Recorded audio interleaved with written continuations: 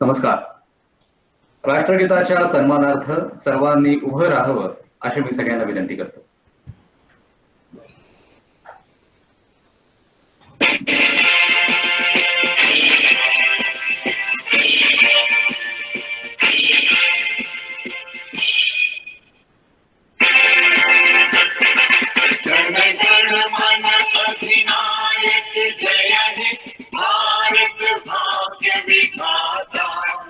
पंजाब सिंध गुजरात मराठा द्राविड़ उत्कल गंगा विंध्य हिमाचल यमुना गंगा उच्छल जगति तरंगा तव शुभ नामे जागे तव शुभ आशीष मांगे गावे तव जय गाथा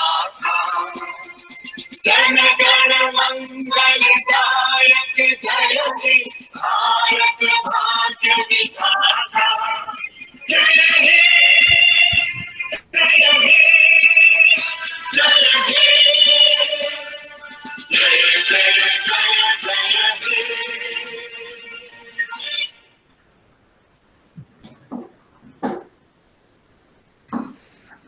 नमस्कार. प्रभात. लोकमान्य बाळ गंगाधर टिळकांच्या राष्ट्रीय विचारांनी प्रेरित होऊन स्थापन झालेल्या पार्ले टिळक विद्यालय असोसिएशनचं हे शताब्दी वर्ष. मंडळी, आज 5 सप्टेंबर भारताचे दुसरे राष्ट्रपती आणि शिक्षणतज्ञ डॉक्टर सर्वपल्ली राधाकृष्णन यांची आज जयंती, अर्थातच शिक्षक दिन. त्या निमित्तानं आयोजित या शिक्षक कृतज्ञता सोहळ्यामध्ये आपल्या सगळ्यांचं मी अमेय रानडे मनपूर्वक स्वागत करतो. सुरुवातीला मी पार्ले टिळक विद्यालय असोसिएशनचे उपाध्यक्ष श्री विनय जोग सर यांना विनंती करतो की त्यांनी सरस्वती पूजन करावं आणि त्यानंतर लोकमान्य टिळकांच्या पुतळ्याला पुष्पहार अर्पण करावा.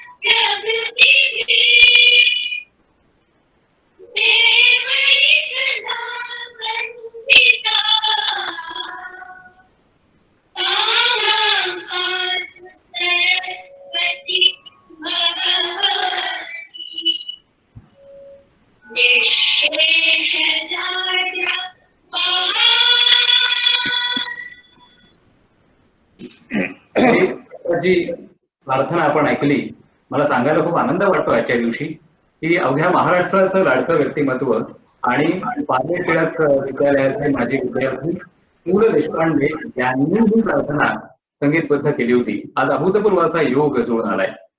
यानंतर आपल्या दीप प्रज्वलनानं या कार्यक्रमाचा आपण शुभारंभ करत आहोत.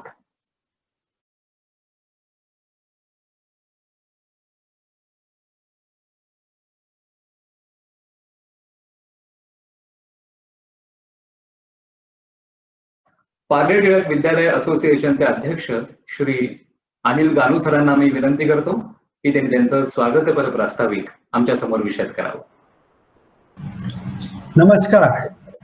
आज शिक्षक दिनाच्या ऑनलाईन सोहळ्यात उपस्थित असलेले संस्थेच्या सर्व शाखांचे आजी व माजी प्रमुख व इतर शिक्षक, आजी व माजी विद्यार्थी, पालक आणि इतर सर्व मान्यवर यांचे मी मनपूर्वक स्वागत करतो.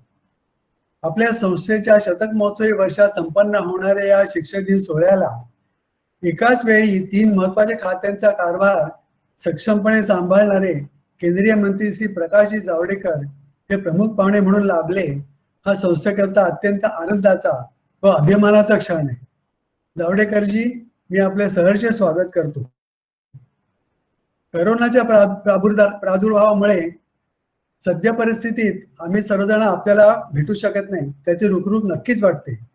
परंतु आजच्या महत्वपूर्ण सोहळ्याला आपण उपस्थित आहात आणि नवीन राष्ट्रीय शैक्षणिक धोरणाविषयी प्रत्यक्ष आपल्याकडून आम्हा सर्वांना मार्गदर्शन मिळणार आहे याचा आनंद जास्त आहे, कारण आपणच या धोरणाचे प्रमुख शिल्पकार आहात.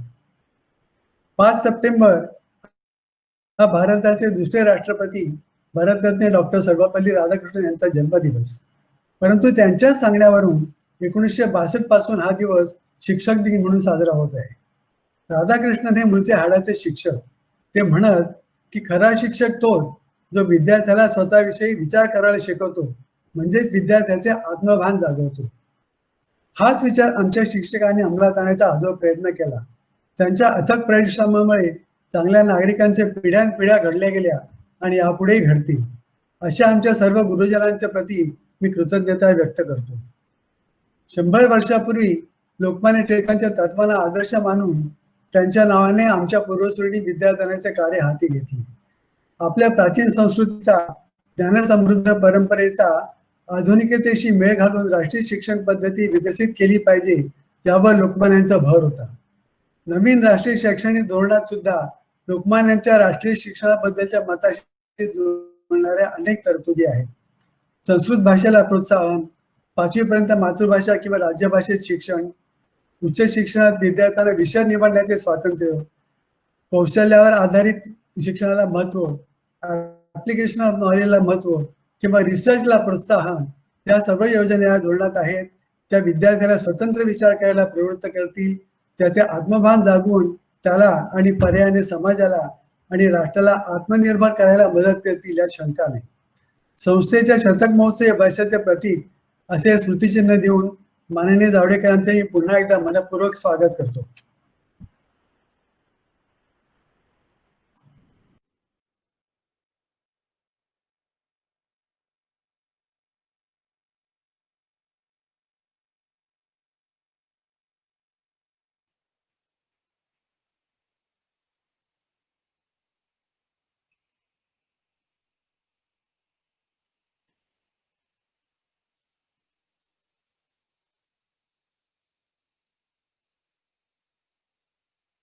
Amir sir, please unmute.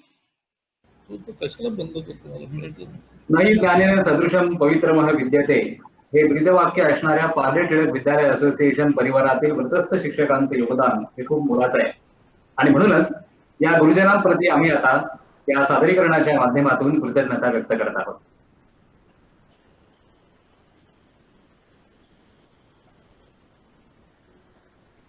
गुरुर् Brahma गुरुर्विष्णू गुरुर्देव महेश्वरा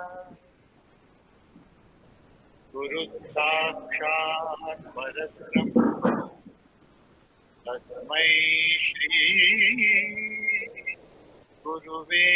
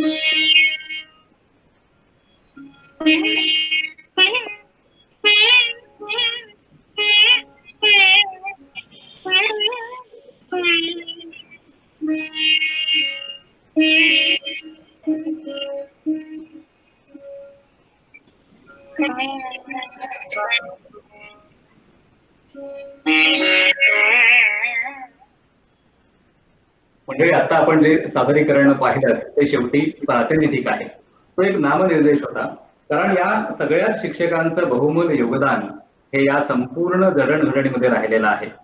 या आपल्या शताब्दी वर्षामध्ये सगळ्याच शिक्षक वृंदाच्या कार्याचा गौरव करण्यासाठी म्हणून वेगवेगळ्या कार्यक्रमांचं आयोजन हे केलं जात आहे. त्यानंतर मुंबई विद्यापीठाच्या माजी कुलगुरू आणि प्रॉफेट टिळक विद्यालय असोसिएशन संचालक मंडळ सदस्या डॉक्टर स्नेहलता देशमुख मॅडम यांना मी विनंती करतो की त्यांनी आजच्या प्रमुख पाहुण्यांचा परिचय करून द्यावा. नमस्कार. आजच्या समारंभाचे प्रमुख पाहुणे श्री प्रकाशजी जावडेकर, पार्ले टिळक विद्यालयाचे संचालक मंडळ, शिक्षक, शिक्षकेतर कर्मचारी, विद्यार्थी आणि आपण उपस्थित सर्व ज्ञानी मंडळी. शिक्षक दिनाच्या या आभासी कार्यक्रमाचे पाहुणे प्रकाशजी जावडेकर यांचा परिचय करून देण्याची जबाबदारी माझ्याकडे आहे.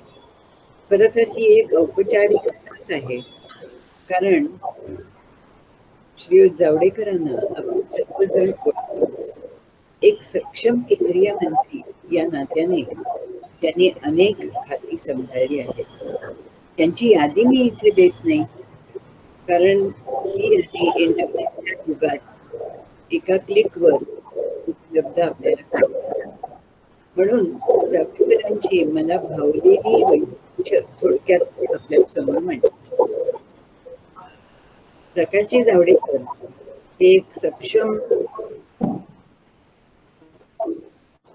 व्यक्तिमत्व. सगळ्या खात्यांची जबाबदारी ते सक्षमतेने ते सर्वात भावते ते म्हणजे ते विद्यार्थ्यांचे अभ्यास. त्यांचे वडील पत्रकार आणि आई शिक्षिका. त्यामुळेच कदाचित प्रकाशजी विद्यार्थी दशेपासून सामाजिक जीवनात सक्रिय झाले. त्यांची कारकीर्द पुणे विद्यापीठाच्या सिनेटच्या निवडणुकीपासून सुरू झाली. ते 2दा सिनेटची निवडणूक जिंकले. पुढे अनेक मंत्रीपदे त्यांनी सक्षमतेने सांभाळली. सगळ्यात मला भावले ते त्यांचे विद्यार्थ्यांशी जुळलेले आत्मिक संबंध. पुणे विद्यापीठात एक्सटर्नल रजिस्ट्रेशनची विद्यार्थ्यांना सुविधा होती. ती कायम राहावी यासाठी त्यांनी केलेले मुद्देसूद अभ्यासपूर्ण भाषण अजूनही माझ्या लक्षात आहे. हा एक संघर्षच होता, पण आपल्या ज्ञानाने त्यांनी सिनेटची सभा जिंकली. आंदोलन कसे असावे याचा वस्तुपाठच हा आहे. एक कुटुंबवत्सल, सजग, संयमी, स- सद्गृहस्थाची सर्व जबाबदारी त्यांनी उत्तम पार पाडली. त्यांची पत्नी आणि 2 मुलं यांचे ते आधारस्तंभच आहे. एकाच माणसाला जेव्हा अनेक गोष्टीत रस असतो त्यावेळेला त्याला योग्य मार्गदर्शन मिळाले तर त्याचं शिक्षण यशस्वी होतं. त्यांचा सुपुत्र आशुतोष हा डेंटिस्ट आहे, परंतु त्याला संगीतात रस आहे, लेखनात रस आहे. तो उत्तम लेखक आहे आणि हा लेखक हा गुण कदाचित त्याला प्रकाशजींच्याकडूनच आलेला असेल. कारण प्रकाशजींनी 4 महत्वाची पुस्तकं जी लिहिली ती मी वाचलेली आहे. त्या पुस्तकांच्या मध्ये त्यांचे विचार अतिशय महत्वाचे वाटले. शिवाय 300-350 आर्टिकल्स वृत्तपत्रात छापून आली. माणसाला जेव्हा अनेक गोष्टीत रस असतो तेव्हा त्याला योग्य मार्गदर्शन जर मिळालं तर त्याचं शिक्षण उत्तम तऱ्हेने पार पडतं. म्हणूनच खुली शिक्षण व्यवस्था यावर जावडेकर सर भर देतात. आज आपण या सर्वोदय सुसंस्कृत नेत्याला आमंत्रण केले आहे, कारण त्यांच्याबद्दल मला फक्त एकच संस्कृत श्लोक आठवतो. उद्यमं साहसं धैर्यं बुद्धिशक्ती पराक्रम षडेते यत्र वर्तन्ते तत्र देवोही सहाय्यक. उद्यम, साहस, धैर्य, बुद्धिशक्ती, पराक्रम हे सगळेच्या सगळे गुण एकाच माणसात कसे काय येतात याचं मला नेहमी आश्चर्यच वाटतं. परंतु जावडेकरांच्या मध्ये सगळे गुण आहेत आणि म्हणूनच एक यशस्वी नेते आहेत. ते HRD मिनिस्टर असताना त्यांच्या खाली अनेक पुस्तकं झाली आणि एक मोठे विचार मंथन घडवून आणले. समुद्र मंथनातून जशी रत्ने मिळाली तद्वतच विचार मंथनातून राष्ट्रीय शैक्षणिक धोरण प्राप्त झाले. त्यात विद्यार्थ्याभिमुख अनेक तरतुदी आहेत. आज शिक्षक दिनाच्या निमित्ताने आपण प्रकाशजींचं भाषण ऐकायला आतुर आहोत. आता शिक्षणात कसा आमूलाग्र बदल होणार आहे ते निरूप करतीलच. संस्थेच्या या शतक महोत्सवी वर्षात धोरणात्मक निर्णय घेण्यासाठी आपल्याला प्रकाशजींचे बहुमोल मार्गदर्शन मिळणार आहे. प्रकाशजींचा एक गुण जो मला अतिशय भावतो ते म्हणजे ते नम्र आहेत आणि मी पण त्यांनी कुठेही जोपासलेलं नाही. जीवन त्यांना कळले हो, पक्व फळापरी मी पण त्यांचे गळले हो, असंच त्यांच्याविषयी म्हणावंसं वाटतं. आता मी सर्वांच्या वतीने प्रकाशजींना विनंती करते की या शैक्षणिक धोरणांची वैशिष्ट्ये आपण आपल्या ओघवती वाणीने उलगडून दाखवू. सर्वांना शिक्षक दिनाच्या शुभेच्छा. सर्वांना शिक्षक दिनाच्या शुभेच्छा. आज पार्ले टिळक विद्यालय असोसिएशनच्या कार्यक्रमात मला येता आलं हा आनंद आहे. गानू सर आणि त्यांची सगळी टीम ही इतकी कार्यक्षम आहे की पार्ले टिळकचं स्वतःचं नाव आहे आणि ही यावर्षी शतक महोत्सवी वर्ष आहे. मला कधी कधी हल्ली एक नवं हे वाटतं की PTAV, तर PTAV असं करत गेलं की मूळ नाव काय आहे हे विसरून जातो माणूस.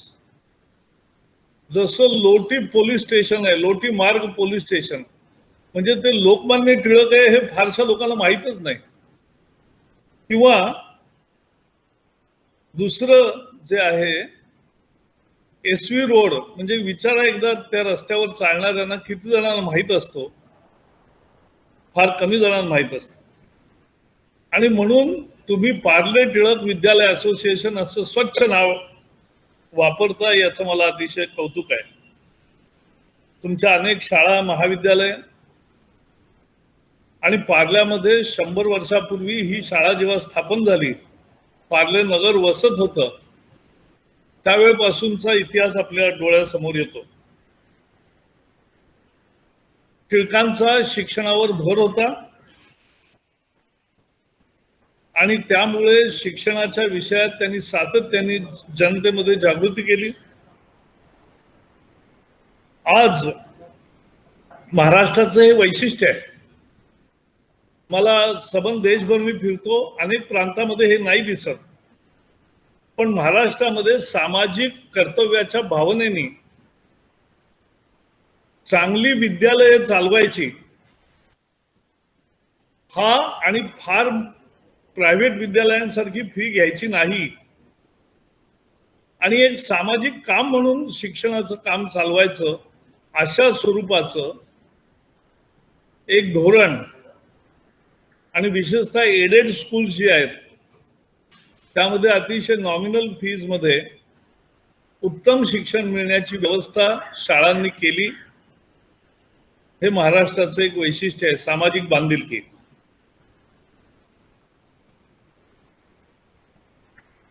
आज शिक्षक दिन आहे.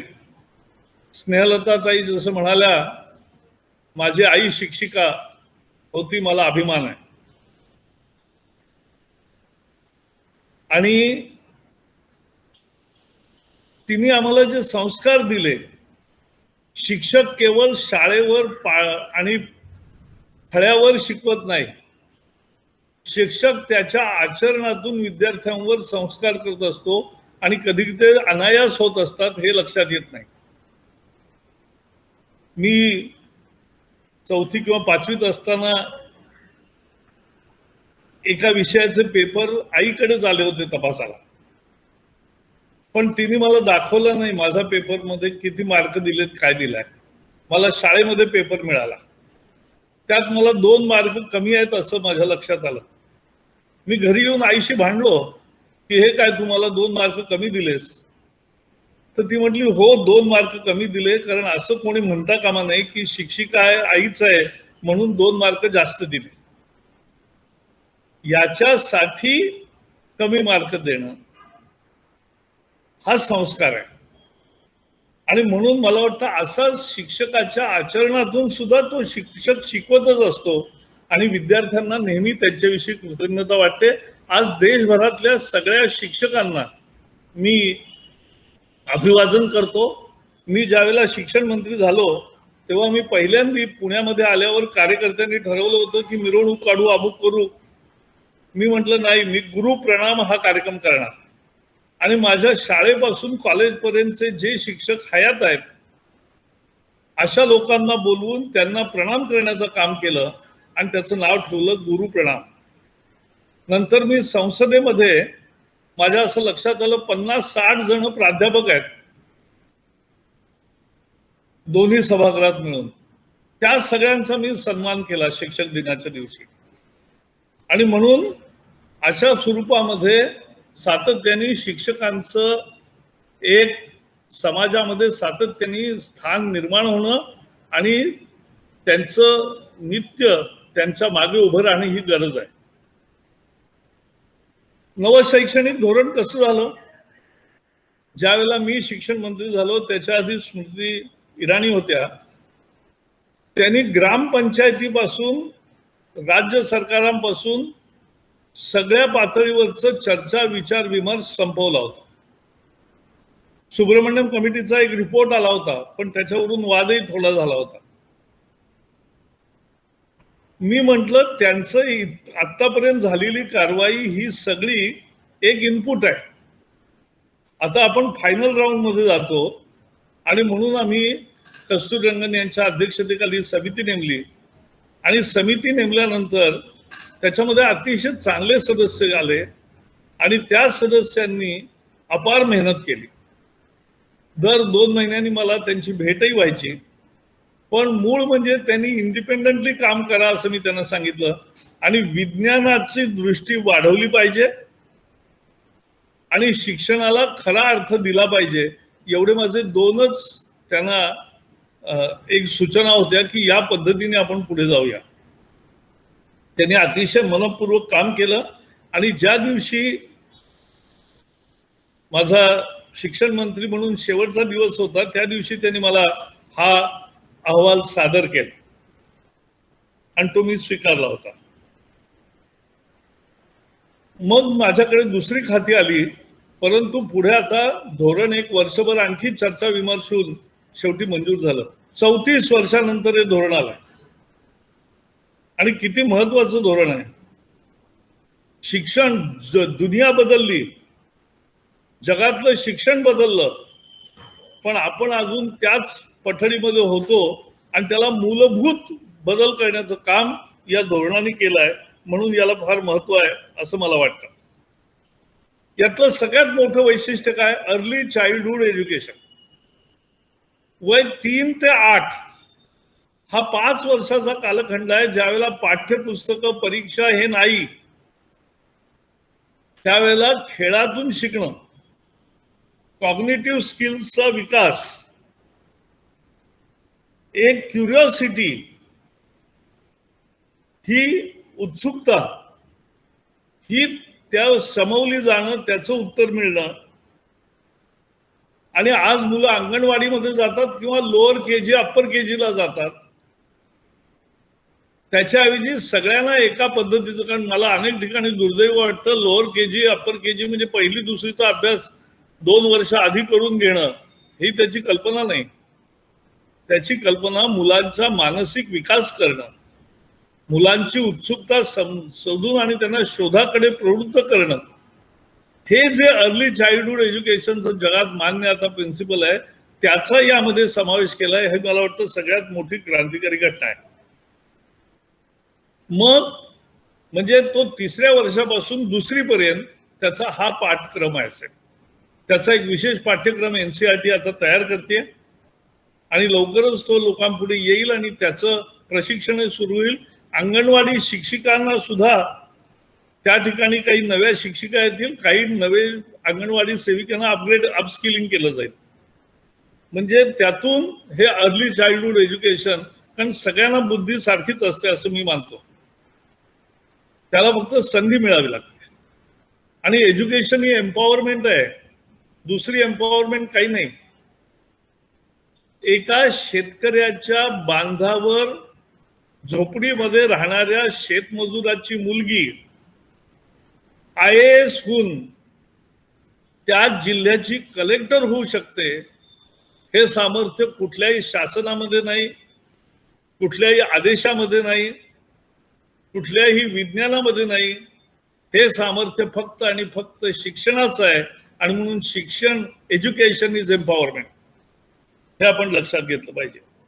मग पुढे आल्यावर 3री, 4थी, 5वी यामध्ये मूळ भर आहे समजून शिकणं, कॉम्प्रिहेन्शन.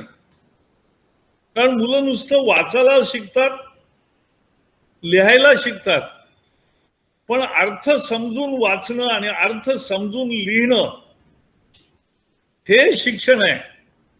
पाठांतर म्हणजे शिक्षण नव्हे. पाठांतर काही बाबतीमध्ये उपयोगी असतं, पाढे म्हणण्यापासून बाकी सगळ्या गोष्टी पाठ करण्याने पुढे आयुष्यभर फायदा होतो.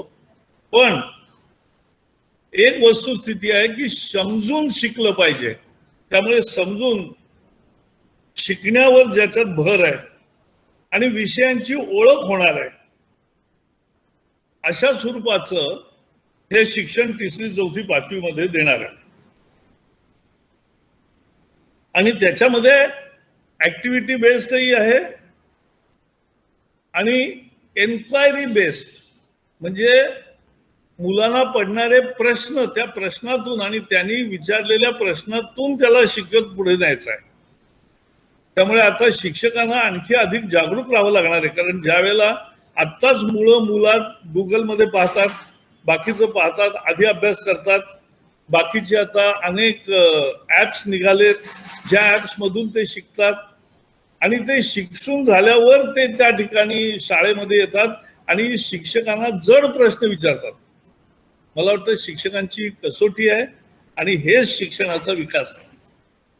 मग पुढे 6वी 7वी 8वी मध्ये हा विद्यार्थी आला की त्याला विषयाची ओळख, विषयाचं ज्ञान, व्यावसायिक शिक्षणाची संधी आणि एक त्याच्या व्यक्तिमत्वाच्या विकासामध्ये महत्वाची घडण घडवणारा हा कालखंड असेल 6वी 7वी 8वीचा. आणि मग 9वी 10वी 11वी 12वी हा 4 वर्षाचा कालखंड आहे.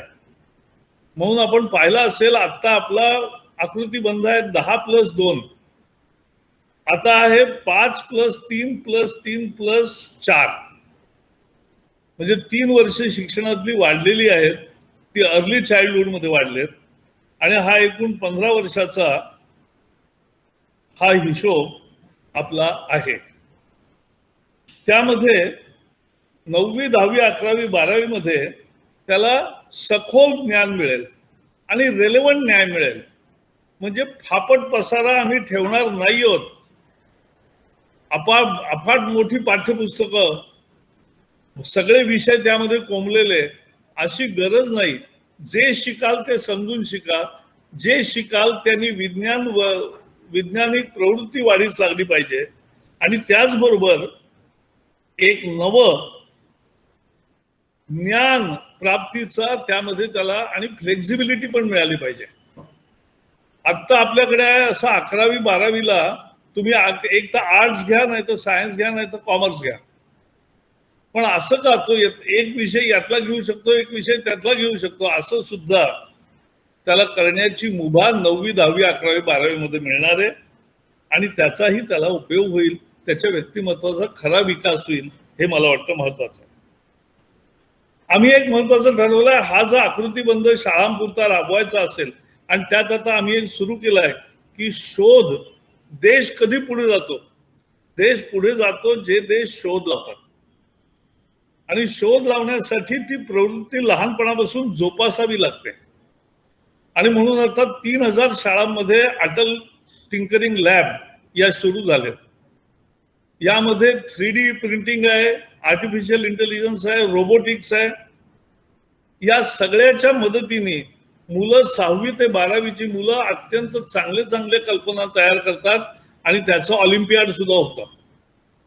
त्यामुळे या पद्धतीने आता शोधाला प्रोत्साहन दिलंच आहे. उच्च शिक्षणामध्ये तेच आणखी पुढे चालवलेलं आहे.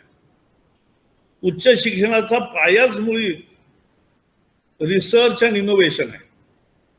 आणि म्हणून फ्लेक्झिबिलिटी, रिसर्च, इनोव्हेशन, ऑटोनॉमी या आधारावर उच्च शिक्षणाची मांडणी केलेली आहे. आणि उच्च शिक्षणामध्ये त्याला नव्या पद्धतीचं अर्थवाही शिक्षण कसं मिळेल आणि त्या शिक्षणाने त्याची रोजगाराची क्षमता सुद्धा कशी वाढेल, त्याचं स्किल बेस कसा वाढेल आणि त्याची विचार करण्याची क्रिटिकल थिंकिंग ॲबिलिटी कशी वाढेल, हे त्यामध्ये पाहण्यात आलं. अनालिसिस करणं, समजणं आणि विश्लेषण करणं म्हणजे शिक्षण. पण त्याचाच आता अभाव होता, आता तो यामध्ये आणण्याचा दोन्ही याचा प्रयत्न आहे. यामध्ये आम्ही मूळ घटक आहे शिक्षक, कारण तो जर चांगला असेल तरच मुलं चांगली होतील. आणि म्हणून शिक्षकांसाठी आता आम्ही 4 इयर इंटिग्रेटेड BEd डिग्री असा कार्यक्रम करतोय. आता काय होतं, मुलं ग्रॅज्युएट होतात, ग्रॅज्युएट झाल्यावर बीएडला जातात किंवा आधी न जाता मग कुठे नोकरी नाही मिळाली तर शिक्षकाची नोकरी घ्यायची आणि मग BEd पास करायचं. म्हणजे नाईलाजाने झालेला माणूस शिक्षक नकोय आपल्याला. त्यामुळे आम्ही 12वी नंतर त्या विद्यार्थ्यांनी ज्यांनी ठरवलंय की मला शिक्षक व्हायचं आहे तो BA BEd BSc BEd BCom BEd करेल आणि ते केल्यानंतर तो शिक्षक होईल. असा 4 वर्षाचा कोर्स असेल. त्यामध्ये विद्यालयामध्ये जाऊन प्रत्यक्ष शिकवण्याचा अनुभव असेल आणि प्रत्यक्ष शिकून तो शिक्षक हा उत्तमरित्या तयार होऊन त्याचं त्या ठिकाणी हा करू.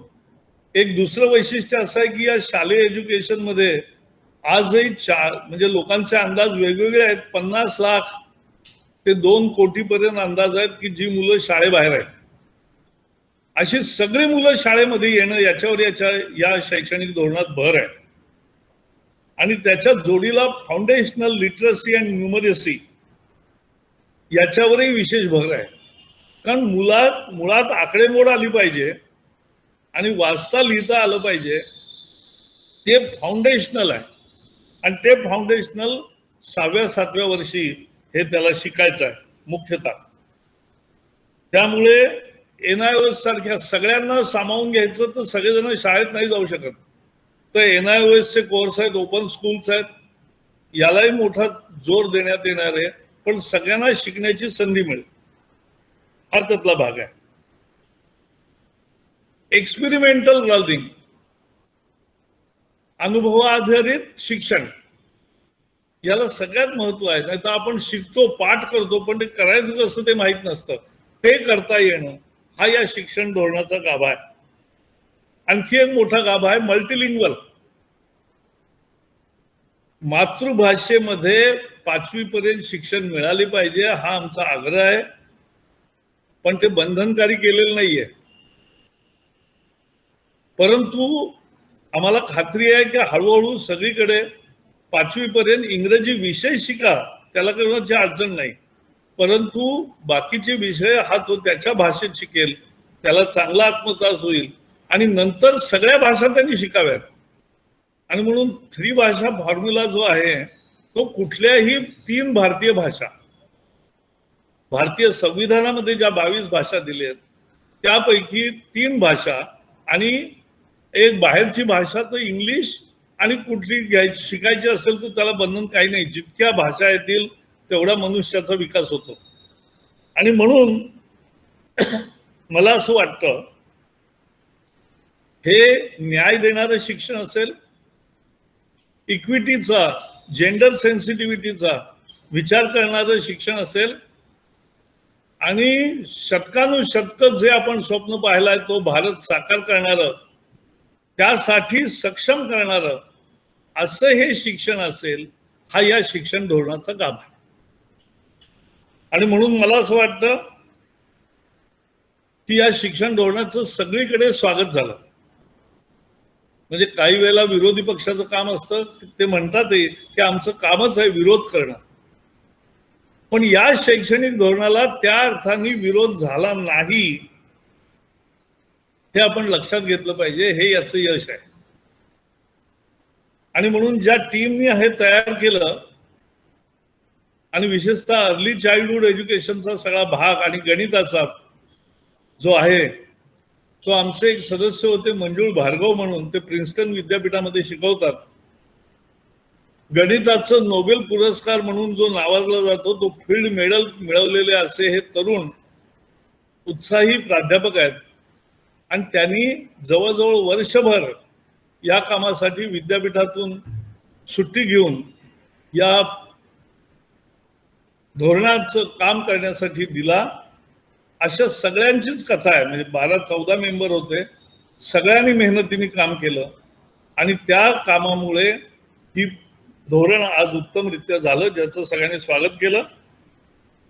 मला वाटतं आजच्या दिवसाला हेच महत्वाचं आहे. Just I will brief in English and Hindi for in 1-2 minutes. The education policy which has been declared as new education policy after 34 years is a revolutionary and futuristic policy which will prepare the student to take up the challenges and exploit the opportunities presented by 21st century. It is the policy for 21st century learning. And in that, we have definitely taken note of early childhood education, curiosity-based education, inquiry-based education, and then flexibility in education, in-depth knowledge. We want to prepare teachers also with 4-year integrated B.Ed courses.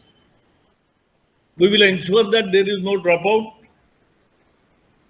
The policy lays emphasis on foundational and numerical literacy. It will reduce curriculum, but improve the ability to comprehend and analysis. Critical thinking is the force, and the scientific temperament is the base of this policy. And through this school education, the same is extended logic in the higher education, where we will increase the gross enrollment ratio by 50%. I am very sure education is empowerment. This lays special emphasis on research and innovation. And in research and innovation, we will definitely have new scientists coming up. We today contribute in every innovation world over, but we are not owners of innovation. This new education policy, starting from Atal Tinkering Lab to the Grand Challenge, everything, and hackathons and scientific temperament will definitely give boost to the India's Atmanirbhar Bharat campaign. And therefore, this is a very progressive education policy welcomed by all. अगर हिंदी में संक्षेप में कहना है तो मैं यही कहूंगा कि एक शिक्षा नीति आई है, 34 साल के बाद आई है, लेकिन देश की 21वीं सदी के जरूरतों को पूरा करने का ख्याल रखने वाली है। इसमें छात्रों को सक्षम बनाने का मुद्दा है। इसमें तीसरे वर्ष से ही उसको शिक्षा में जाने की बात है, और वो शिक्षा पाठ्य किताबें और लिखना नहीं होगा, ये होगा इसी तरह से कि निश्चित रूप से उसका हमें लाभ होगा और छात्र पढ़ाई के लिए मानसिक रूप से सही तरीके से तैयार होगा।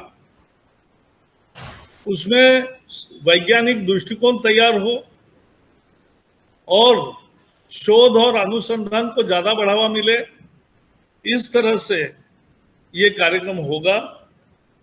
और इसलिए आगे तीसरी, चौथी, पांचवी में कॉम्प्रिहेंशन जो सीखे वो रोड लर्निंग से नहीं तो समझकर सीखे, और समझकर एक्सप्लेन करने की ताकत आनी चाहिए, एनालिसिस करने की ताकत आनी चाहिए, क्रिटिकल थिंकिंग की ताकत आनी चाहिए। ये महत्वपूर्ण है। छठी, सातवीं, आठवीं में उसका विषयों का ज्ञान होगा और 9वीं, 10वीं, 11वीं, 12वीं में ज्यादा ज्ञान होगा, फ्लेक्सिबिलिटी भी मिलेगी और आगे के पढ़ाई के लिए वो तैयार होगा। इसमें अनेक नई कल्पनाएं हैं। इससे नई पीढ़ी सक्षम तैयार होगी और उच्च शिक्षा में भी इसका विस्तार होगा, एम्पावरमेंट होगा।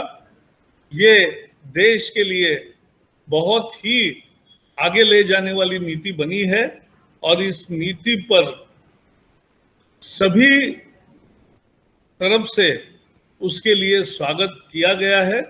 मैं बहुत खुश हूं और इसलिए आज के शिक्षक दिन पर मौके पर मैं इतना ही कहूंगा कि शिक्षकों की भी अब परीक्षा होगी और शिक्षकों को ऐसे पाठ्यक्रम पढ़ाने में, सिखाने में आनंद आएगा। ऐसी शिक्षा नीति अब प्रस्तुत हुई है। आप सब उसके लिए अब तैयार है अमल के लिए। बहुत बहुत धन्यवाद। धन्यवाद सर। अतिशय बहुआयामी पद्धतीनं खऱ्या अर्थानं नवीन राष्ट्रीय शैक्षणिक धोरणाविषयी तुम्ही विस्तृत माहिती दिलीत। आता काही प्रातिनिधिक प्रश्न आपण घ्यायचं म्हणतोय, तुमची अनुमती असेल तर आपण काही प्रातिनिधिक प्रश्न घेऊया। 1, 2 किंवा 3 प्रश्न घ्या बस।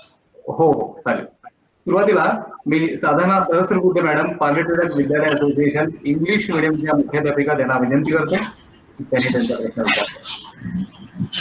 Thank you, Ameya sir. Honorable Minister, you mentioned just now that the policy would like to increase the gross enrollment ratio by 50%. So, sir, can you throw light on some measures which have been integrated into the policy to ensure that the dropout rate is reduced and students stay in the mainstream of education? Thank you, sir. A, to spread more facilities in rural areas, have more colleges, more facilities for education. That is the first step. Because doorstep education is the real education where you get access at a little distance away. And therefore, that will be the first plan of action. But next plan of action is, as we grow in economy, the parents' ability to teach their student, because they have urge to teach them. They want every poor person also wants his son to learn in a better school, in a better environment. So he will definitely afford, and the education has to be affordable. So that affordable education is also another way. And more importantly, students are aspirational. They want to learn, they have an urge. And therefore, I am very sure that within 10 years, we will build up that tempo and double the present gross enrollment ratio. I am very sure. खूप खूप धन्यवाद sir. यानंतर श्रेयस नानोटी, मुलुंड वाणिज्य महाविद्यालयाचा विद्यार्थी. श्रेयस, मी तुला विनंती करतो, तुला तुझा प्रश्न विचार. श्रेयस. Good morning, sir. हा, विचार. Sir, my question to you is, how will this national education policy help Indian students to achieve global level competence? क्या जी, प्रश्न फिर से पूछो. So my question is, how will this national education policy help Indian students to achieve global level competence? The whole base.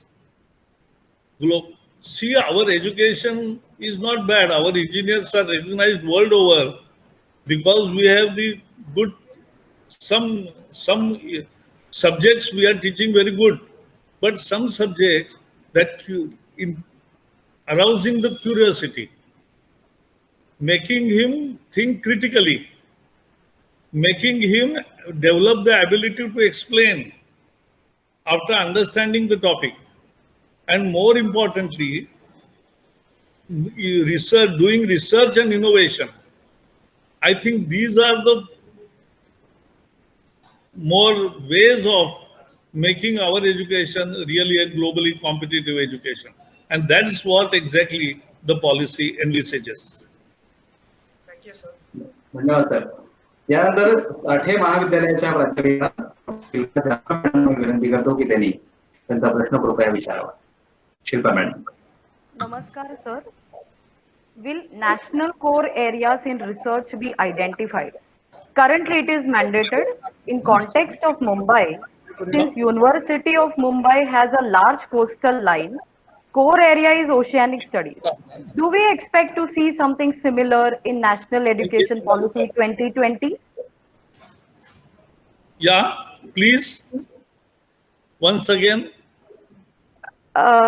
Sir, in University of Mumbai, we have a longer coastal line.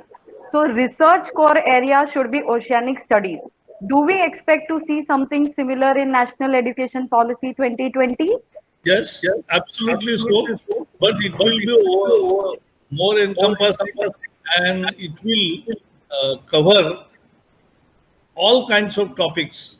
And so there will be more research-based education, more innovation-based methodologies, and that will promote the students to do more innovative jobs. And they will be calculated even for their grades. Thank you, sir. Thank you so much. यानंतर मी institute of मॅनेजमेंटच्या doctor Suchita Pawar मॅडमना विनंती करतो की त्यांनी त्यांचा प्रश्न कृपया विचारावा. Good morning, Honorable Minister. We are extremely happy that we are going to be a part of this national education policy. We are really eager to implement it.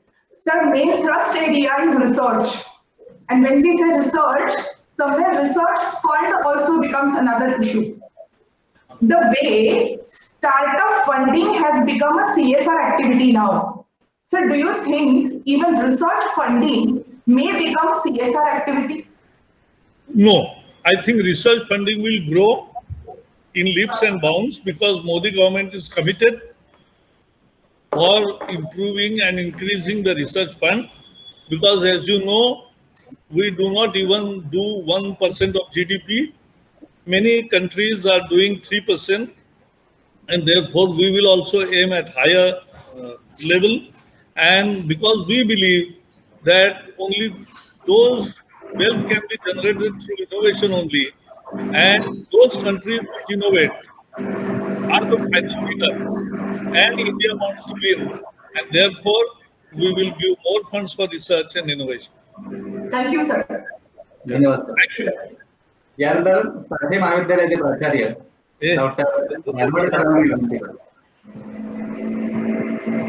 आपका ये आखिरी प्रश्न है, मुझे अच्छा लगा. धन्यवाद सर. धन्यवाद. सर धन्यवाद. साठे महाविद्यालयातर्फे आपल्याला अभिवादन करतो. माझा प्रश्न अंमलबजावणी बाबतचा आहे. शिक्षण हा विषय राज्य सरकार आणि केंद्र सरकार या दोघांच्याकडे याबाबतचा अधिकार असतो. आपलं जे higher education council of India बनणार आहे त्याच्यामध्ये अशी काय काळजी घेतली जाईल की राज्य आणि केंद्र यांच्यामध्ये साहचर्य राहील आणि आपण कल्पना केलेली ही जी आहे जे धोरण आहे, ही जी पॉलिसी आहे, त्याचं 100% अंमलबजावणी सर्वदूर सगळ्या देशामध्ये एकसारखी होईल. अशी काय सांगतो. याचं पहिलं उत्तर असं आहे की पालकांचा रेटा एवढा असेल की आमच्या मुलांना चांगलं नव्या धोरणाचं शिक्षण मिळालं पाहिजे. हा पालकांचा रेटा असेल, सगळ्या राज्यकर्त्यांना त्याच्या पुढे झुकावंच लागेल. आणि त्याच्याही पेक्षा महत्वाचा भाग, आपण देशाने चांगलंही केलाय ना. तुम्ही वर्तमानपत्रातल्या सगळ्या बातम्या हे नका करू, लक्षात ठेवा. आता एवढं लक्षात ठेवा की GST हा नवा कर रचनेतला फार मोठा सुधार, म्हणजे जो राज्यांचा अधिकार होता तो त्यांनी सोडून दिला. सगळ्या राज्यांना टॅक्सेशन करण्याचा अधिकार होता तो त्यांनी सोडून दिला आणि एक GST काउन्सिल झाली. त्यांनी गेल्या 4 वर्षात सर्व निर्णय एकमताने घेतले. हे आपल्या देशातल्या संघराज्य पद्धतीचं एक मोठं यश आहे आणि म्हणून त्याच्या आधारावर मी हे खात्रीपूर्वक सांगू शकतो की शिक्षण धोरण सुद्धा निश्चितपणाने व्यवस्थितरित्या राबवलं जाईल. बहुत बहुत धन्यवाद. धन्यवाद सर. कार्यक्रमाच्या सांगितल्याकडे आपण येतोय. त्यानंतर पार्ले टिळक विद्यालय असोसिएशनचे मानद सचिव दिलीप पेठे सरांना मी विनंती करतो की त्यांनी आभार प्रदर्शन करावं. माननीय श्री प्रकाशजी जावडेकर, उपस्थित शिक्षक, मुख्याध्यापक, प्राचार्य आणि विद्यार्थी, 25 सप्टेंबर 2015 रोजी UN जनरल असेंब्लीने सर्व लोकांच्या सस्टेनेबल डेव्हलपमेंटद्वारे समृद्ध भविष्य घडवण्याच्या हेतूने 17 उद्दिष्टे गोल्स निश्चित केली व ती 2030 पर्यंत अंमलात आणण्याचा आराखडा तयार केला. त्यातील उद्दिष्ट क्रमांक 4 म्हणजेच SDG 4 यास अनुसरून एक आदर्श व भारतीय संस्कृतीची सांगड घालणाऱ्या शैक्षणिक धोरणास मूर्त स्वरूप देणारे माननीय श्री प्रकाशजी जावडेकर, आपण आज आमच्यात उपस्थित राहून आपल्या ओघवत्या शैलीने शैक्षणिक धोरण 2020चे विवरण केलेत व आमचे विद्यार्थी आणि शिक्षक यांनी विचारलेल्या प्रश्नांना सोप्या शब्दात समर्पक उत्तरे दिलीत. त्याबद्दल मी पार्ले टिळक विद्यालय असोसिएशन तर्फे आपले मनापासून आभार मानतो. आजच्या कार्यक्रमात सहभागी झालेले सर्व आजी माजी शिक्षक तसेच विद्यार्थी, पालक यांचे देखील मी आभार मानतो. आजच्या कार्यक्रमाची तांत्रिक बाजू सांभाळणारे आमचेच विद्यार्थी श्री अमोल क्षीरसागर तसेच मंत्री महोदयांच्या ऑफिसमधील तांत्रिक बाजू सांभाळणारे तंत्रज्ञ यांच्याशिवाय हा कार्यक्रम यशस्वी होऊ शकला नसता. त्यांचे देखील मी आभार मानतो. सरते शेवटी आमच्या संस्थेच्या 100व्या वर्षातील आजच्या शिक्षक दिनानिमित्त मी सर्व गुरुजनांना सादर प्रणाम करतो आणि आजच्या कार्यक्रमाची सांगता राष्ट्रगीताने करावी अशी विनंती करतो. धन्यवाद.